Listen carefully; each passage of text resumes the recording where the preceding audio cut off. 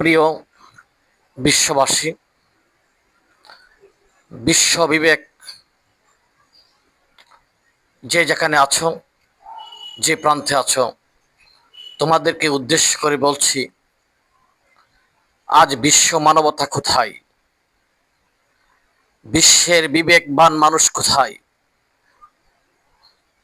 মানুষ আজ ধ্বংসের দিকে ধাবিত হয়ে যাচ্ছে।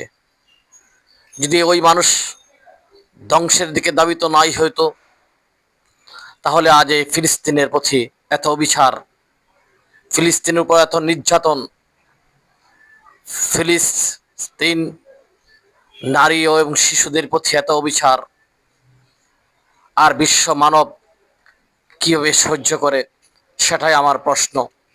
ওরে বিশ্ব মুসলিম জাতি, ওরে বীরের জাতি, ওরে জেহাদের জাতি, তোমরা এখনো জাগ্রত হচ্ছ না কেন?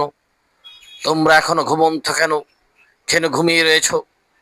একত্বতাবোধ প্রকাশ করো, সবাই ঐক্যবদ্ধ হও। ঐক্যবদ্ধ আন্দোলনের মাধ্যমে এই ইসরায়েলের বিরুদ্ধে সোচ্চার হও। ইসরায়েলকে বলো, ইসরায়েল ধ্বংস হোক, ফিলিস্তিন জিন্দাবাদ। সবাই উচ্চ কণ্ঠে আওয়াজ দিয়ে বলি, ফিলিস্তিন জিন্দাবাদ, ফিলিস্তিন জিন্দাবাদ। নিফাত যাক ইসরায়েল, ধ্বংস হোক ইসরায়েল। বিশ্ব মানবতা জাগ্রত হোক। ধন্যবাদ বিশ্ব মানবতাকে।